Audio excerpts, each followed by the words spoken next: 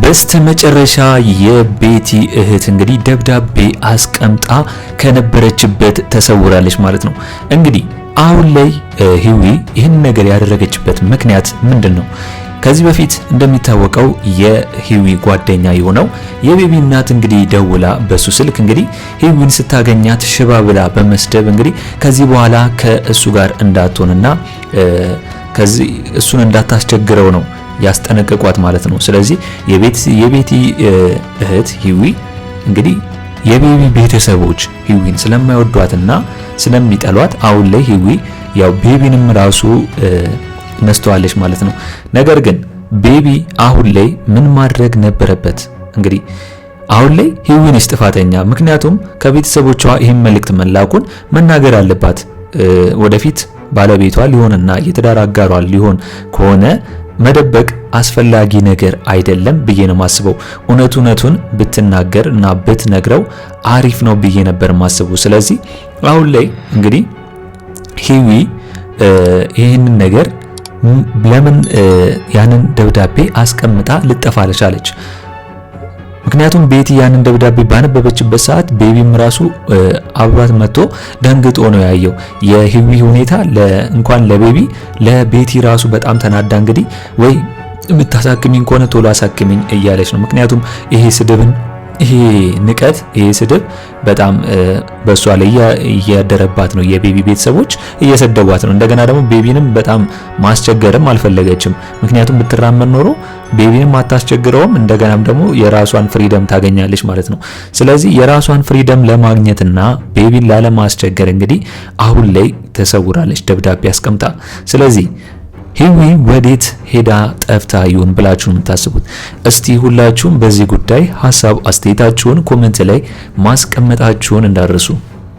እንግዲህ ትሁት ክፍል 116 ቶሎ እንዲለቀቅ ሁላችሁም ኮሜንት ላይ ክፍል 116 ቶሎ ይለቀቅልን በማለት ይህንን ቪዲዮ ላይክ በማድረግ ጀምሩ።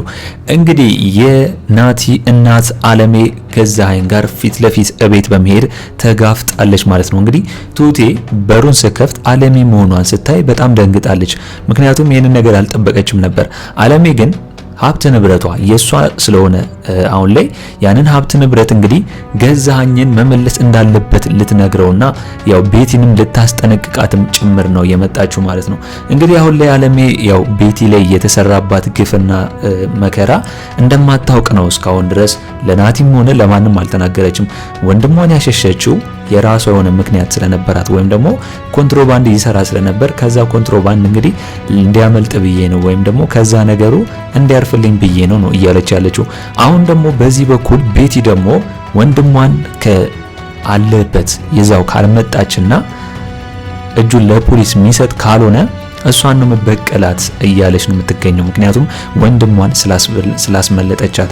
ስለዚህ አሁን ላይ እንግዲህ አለሜ ገዛኸኝን ሁሉንም ሀብት ንብረቷ፣ ጌጦቿን፣ ዳይመንዶቿንም እንደምትፈልግና እንዲሰጣት ነው እየጠየቀችው የምትገኘው።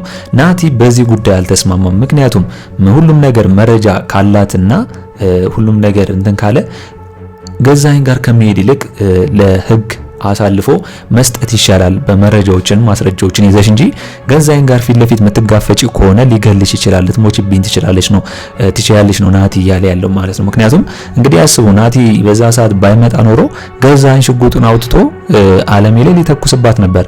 ልጇ ባይመጣና ባይደርስላት ኖሮ ቶቴ ምንም ማድረግ አልችልም። እንግዲህ አስቡት፣ እዛው ቶቴ እያየች በቶቴ ፊት አለሜን ለመግደል ሙከራ ሊያደርግ የነበረው። አሁን ላይ እንኳን ገዛኸኝ የቤቲ ነገር አሳስቦታል፣ ገዛኸኝ ራሱ ማለት ነው። ምክንያቱም እንዴት ነው አንቺ ለአለሜ ይሄን ያህል ምቀኝነት ወይም ደግሞ እሷን ለመጉዳት የምታስቢው?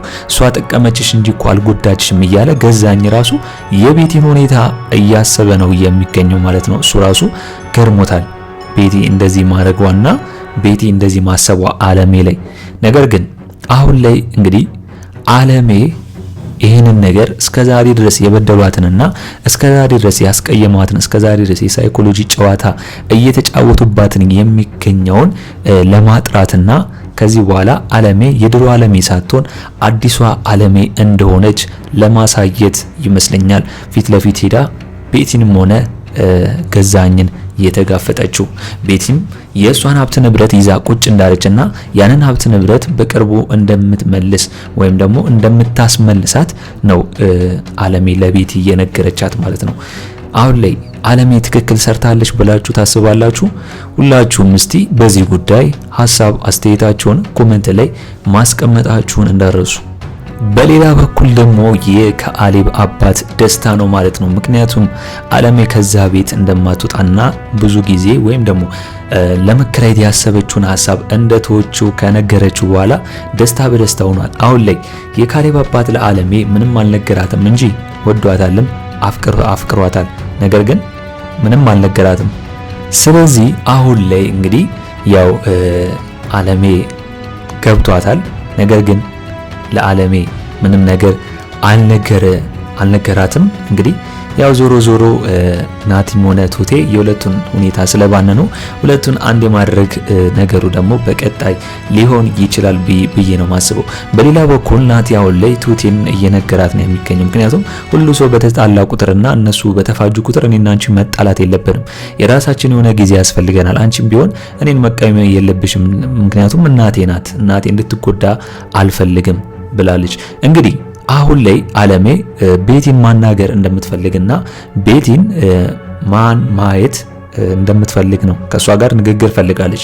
ነገር ግን አሁን ላይ ቤቲ አለሜ ላይ ፊት ለፊት ሆና መነጋገር አትፈልግም። ምክንያቱም እሷን ገድያት ካልሆነ በስተቀር ፊት ለፊት ከሷ ጋር ቀርብ፣ ምክንያቱም ይህንን ጥያቄ ጠይቅልኝ ብለዋለች ማለት ነው።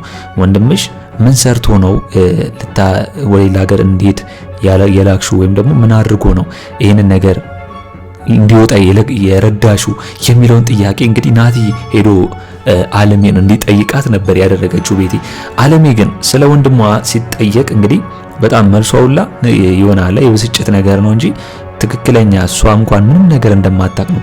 አሁን ላይ ያው አለሜ ናቲን ጠይቀዋለች። ምክንያቱም ቤቲ ለምንድን ነው ወንድሜ መጥቶ እጁን እንዲሰጥ የፈለገችው ምክንያቷ ምንድነው ብላ ናቲን ለመጠየቅ ብትፈልግም፣ ነገር ግን ናቲ አንቺ የደበቅሽኝን እኔ ለምንድነው ምነግርሽ ብሏታል ማለት ነው። ነገር ግን ናቲ የፈለገ እናቱ እንኳን ብትሆን ይህንን ነገር መናገር ነበረበት።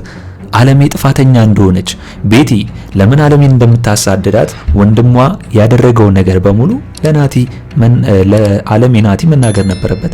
ቤቲንም እንደጎዳ መሃንም እንዳደረጋት መካ እንዳደረጋት እንደገና ደግሞ የቤትን እህት ሂዊን የምትባለውንም እንደጎዳ እግረ ሰባራ አርግቶ እንዳትራመድ ያደረገውን በሙሉ ቢነግራት ኖሮ አለሜ ለቤቲ ትቆረቆርና ታዝንላታለች። የተፈጠረውን ነገር ካሳ የምታደርግ ይሆናል ብዬ ነው ማስበው። ቢያንስ እንኳን ቤቲ መውለድ ባትችል እንኳን የእህቷን ሂዊን ሙሉ ወጪ ሸፍና ልታሳክማት ትችላለች ብዬ ነው ማስበው። ናቲ ግን ዳርዳር ማለቱና አለመናገሩ የባሰ ሌላ ውስብስብ ውስጥ የሚከት ነገር ሊፈጥር ይችላል ብዬ ነው ማስበው። ስለዚህ ናቲ አለሜ አሁን ላይ የማታውቀውን ሚስጥር ቢያንስ እሷ እንኳን እያወቀች ዝም ያለችውን ሚስጥር ናቲ አፍ አውጥቶ የቤቲን ሐዘንና የቤቲን ክፉኛ መጎዳት እሱ እህት እንደሚኖረው ዞሮ ዞሮ ለናቱ ለአለሜ ቢናገር አሪፍ ነው ብዬ ነው ማስበው። እስኪ እናንተስ በዚህ ጉዳይ ሁላችሁም እየተሰማችሁን ሐሳብ አስተያየታችሁን ኮሜንት ላይ ማስቀመጣችሁን እንዳረሱ።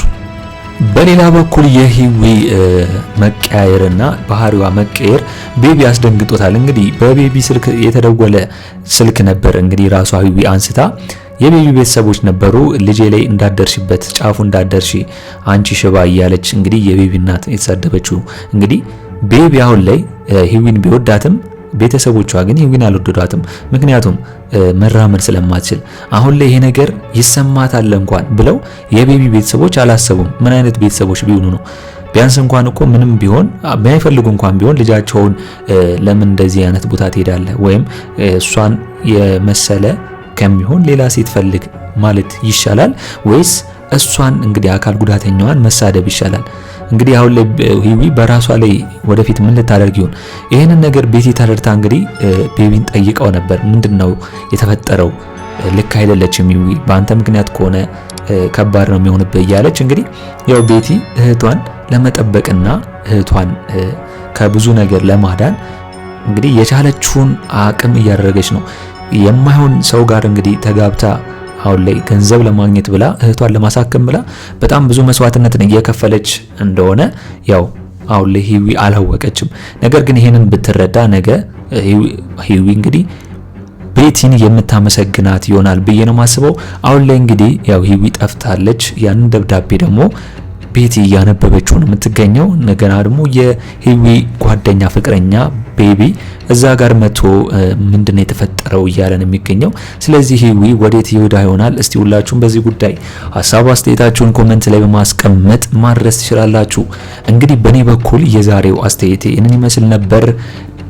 ትሁት ክፍል 116 ቶሎ እንደተለቀቀ እኛም በኮሚኒቲ ፖስታችን ስር ወዲያው ለእናንተ የምናስቀምጥላችሁ ይሆናል ማለት ነው። ለቻናል አዲስ ከሆናችሁና ሰብስክራይብ እስካሁን ያላደረጋችሁ ካላችሁ ሰብስክራይብ በማድረግና የደውል ምልክቱን በመጫን ቤተሰብ እንድትሆኑን በአክብሮት እንጋብዛለን። በቀጣይ ክፍል እስከምንገናኝ ድረስ መልካም ቆይታ ይሁንላችሁ። ቻው ቻው።